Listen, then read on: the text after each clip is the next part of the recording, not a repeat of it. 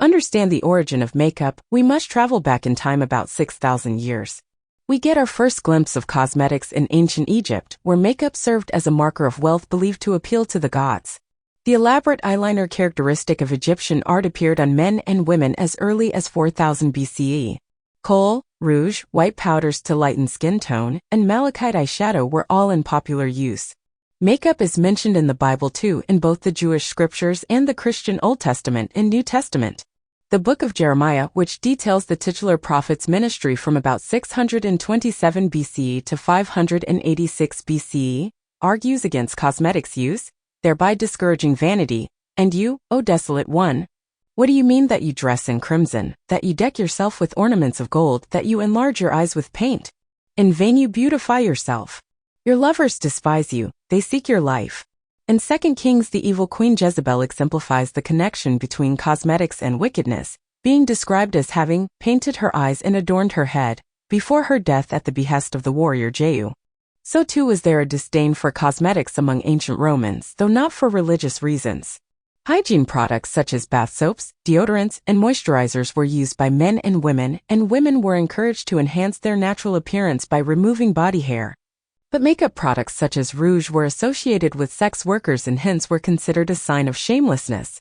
Deriding makeup users is a common theme in Roman poems and comic plays, and admonitions against makeup appear in the personal writings of Roman doctors and philosophers. The elegiac poet Sextus Propertius, for instance, wrote that looks as nature bestowed them are always most becoming. And the philosopher Seneca the Younger, in a letter to his mother, praised the fact that she never defiled her face with paints or cosmetics.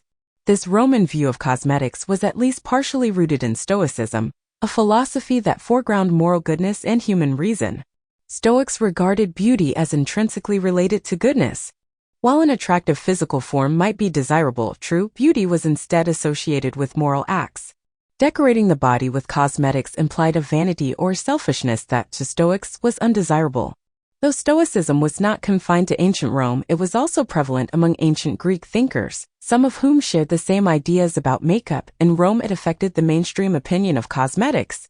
Not every Roman was resistant to makeup. Some people continued to rouge their cheeks, whiten their faces, and line their eyes. But the Stoic ideal leaned toward what we today might call no-makeup makeup, using skincare products and other toiletries to enhance one's natural appearance, not to decorate it. So continued a pattern of embracing and rejecting makeup in the Western world. Cosmetics were so popular in the Byzantine Empire that its citizens gained an international reputation for vanity.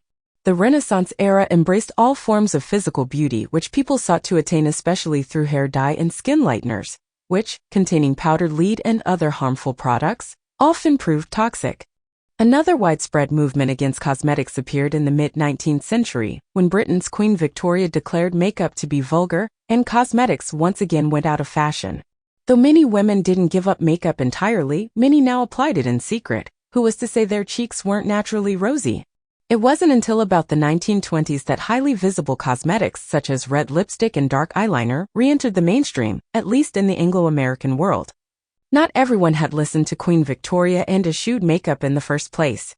As the beauty industry gained a financial foothold, often in the form of individual women selling to other women, dissenters found that they could no longer compete. Cosmetics, now productized and advertised, again became a mark of wealth and status, and emphasizing physical features, even for sex appeal, was no longer considered quite so selfish or wicked.